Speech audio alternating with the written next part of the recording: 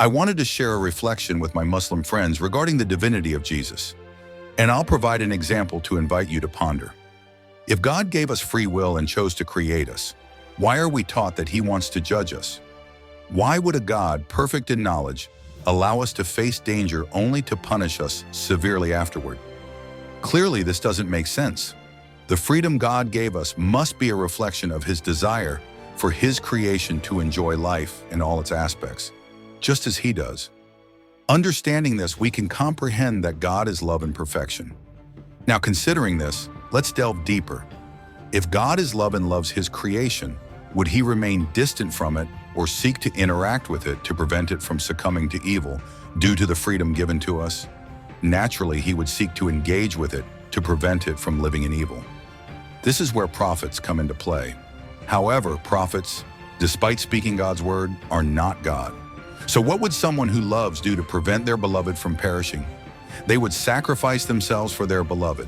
If God is love and has loved us so much, why wouldn't He offer Himself as the perfect example for redemption?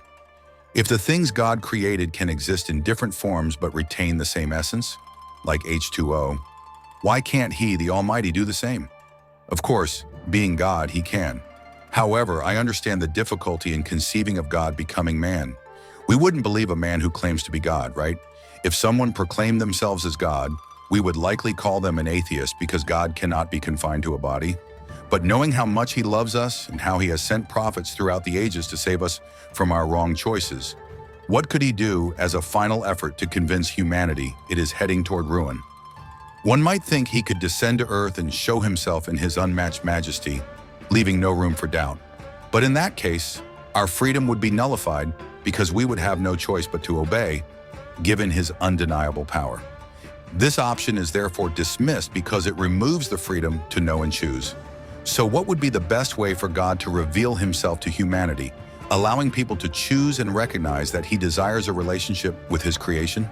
The answer would be through a Son who fully embodies God's spiritual characteristics, but is confined within the limits of a human body. This Son would act exactly like the Father, reflecting the Father's essence. Due to the freedom God has granted us, the Son is essentially God Himself, ensuring our freedom is not compromised. The Son is chosen as a figure to avoid confusion.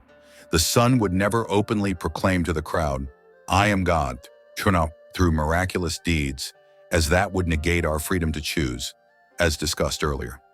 Instead, He would provide signs allowing us to recognize Him as God. One of the ways to recognize this is through relationship.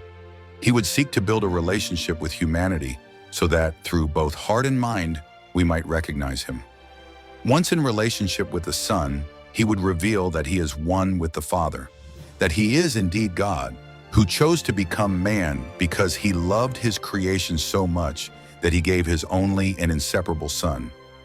In light of these considerations, I invite you to reflect deeply if you truly desire to know God. Seek Him with humility and sincerity, and He will not delay in revealing Himself to you.